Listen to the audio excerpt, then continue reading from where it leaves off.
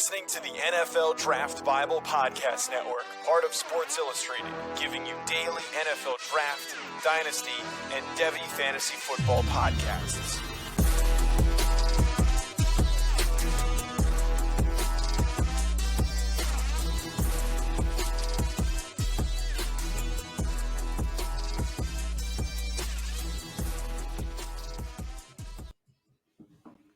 Welcome into the Draft Seminar presented by Sports Illustrated's NFL Draft Bible Podcast Network. Class is in session. I am your host, Matt Hicks, at the FF_educator, joined as always by my co-host, John Lobb, the Gridiron Scholar.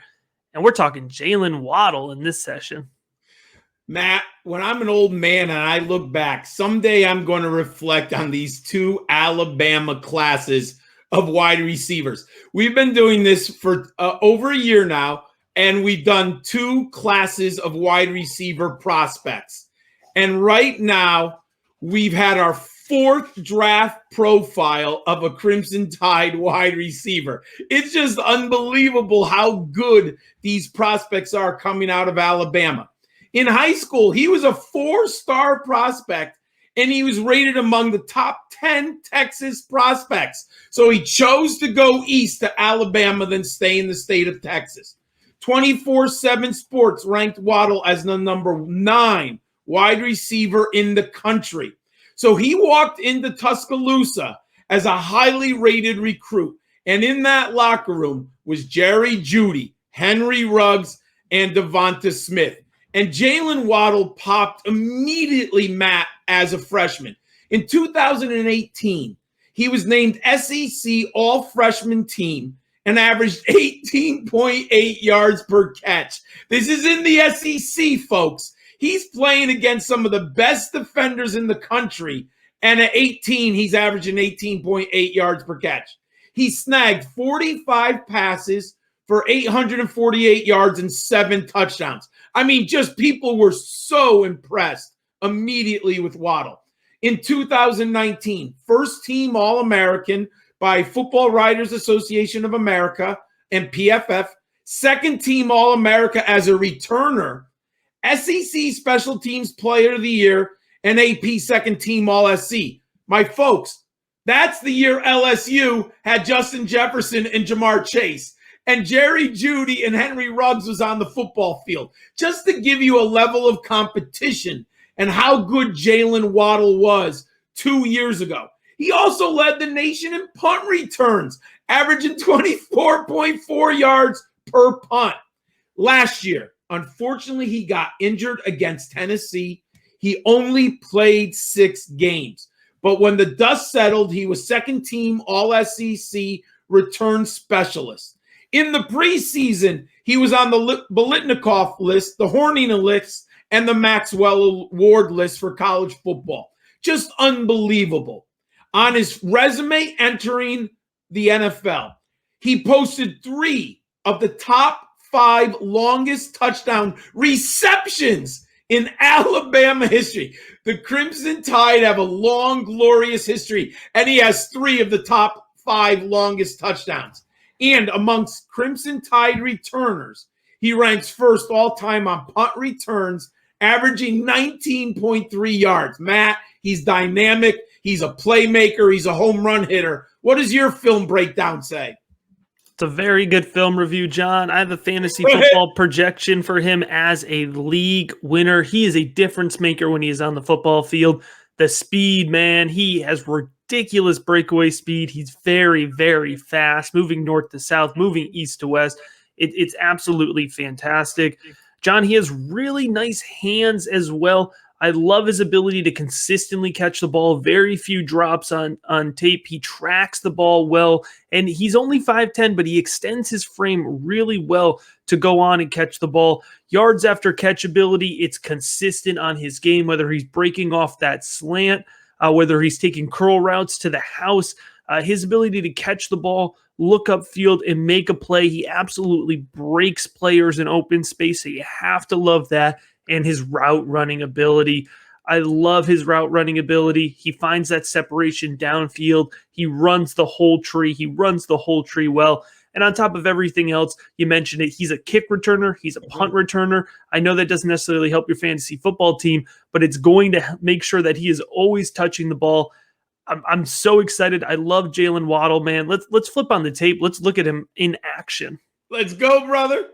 All right, and as always, our tape is provided by Brandon Lejeune, Devy Deep Dive. And right off the bat, man, we're going to see the speed. We're going to see the field vision. We're going to see the ability to run with the ball in your hands after the catch. Oh, you got to love it. Absolutely. There's where his punt returning skills mattered.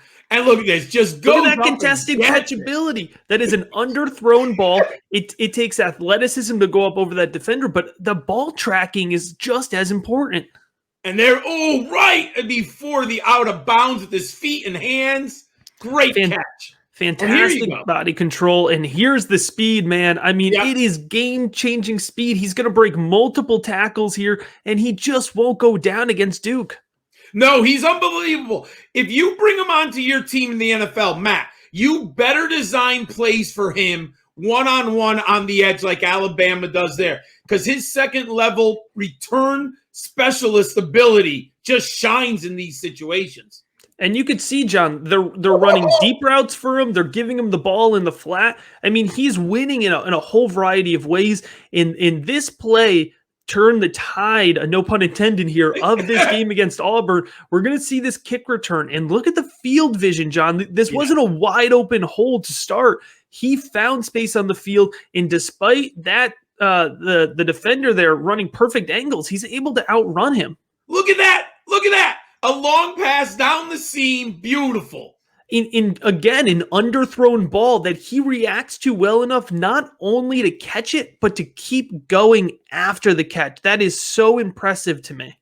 I think that's the same play, right? Yeah, we're seeing it from a different angle here, but absolute breakaway speed. You have to love it from Jaylen Waddle. So I love the film, John. What do the production metrics look like?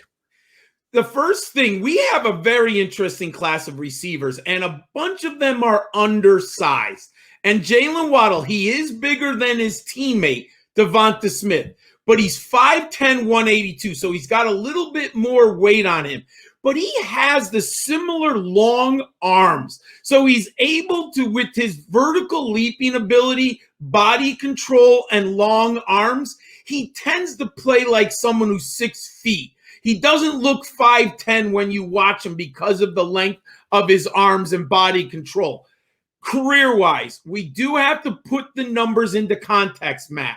He played in a crowded locker room, and he missed some time this year. He also missed a little bit of time the year before. So he leaves Alabama with only 106 career receptions. But look at that, Matt. 1,999 receiving yards, averaging 18.9 yards per reception, and he scored 17 touchdowns. I go back to his year in 2018 when he's a freshman. Look at this early breakout, these numbers that Waddle put up. 74% catch rate, and his team aerial dominator was 17%. That was his best season in those two metrics. Since then, he hasn't been as productive. But remember, Jerry Jeudy, Henry Ruggs, Devonta Smith, and some injuries this year that kept him out. So those numbers are very good career-wise.